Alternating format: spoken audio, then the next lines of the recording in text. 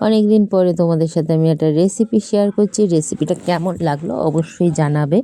তো আমি আজকে বানাবো চিংড়ি ভাপা। তার জন্য আমি কিছুটা চিংড়ি মাছ কেটে বেছে ধুয়ে পরিষ্কার করে নিয়েছি। তাতে দিয়ে দিলাম একটু লেবুর রস। লেবুর রস দিলে মাছটা খুব সফট হয়। তো লেবুর রসটা দিয়ে দিয়েছি, দিয়ে এবার কিছু মশলা অ্যাড করব।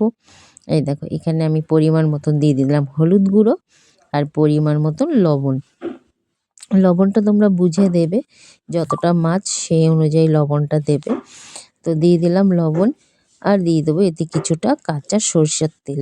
তো সরিষার তেলটা দিয়ে দিলাম, আর এখানে আমি বেটে নিয়েছি পোস্ত, কালো সর্ষে আর কিছুটা কাজু বাদাম দিয়ে আমি ভালো করে পেস্ট করে নিয়েছিলাম। আর অবশ্যই কাঁচা লঙ্কা দিয়েছি। ভালো করে এইবার আমরা মাছটাকে মিক্স করে নেবো, মানে মাছের সঙ্গে সমস্ত মশলাগুলোকে ভালো করে মিশিয়ে নেব। দেখো, মেশানো আমার কমপ্লিট হয়ে গেছে। তো আমি একটা টিফিন বাটির ঢাকনা দিয়ে মাছটাকে ভাপ দিতে দিয়ে দেবো। বসিয়ে দিয়েছি গরম জল। তো এটা আমার একটা মোমো মেকার, মোমো মেকারের এই পটটাই ব্যবহার করি আমি ভাপানোর জন্য, খুব সুবিধা হয়। তো দেখো, আধ ঘন্টার জন্য বসিয়ে দিয়েছি।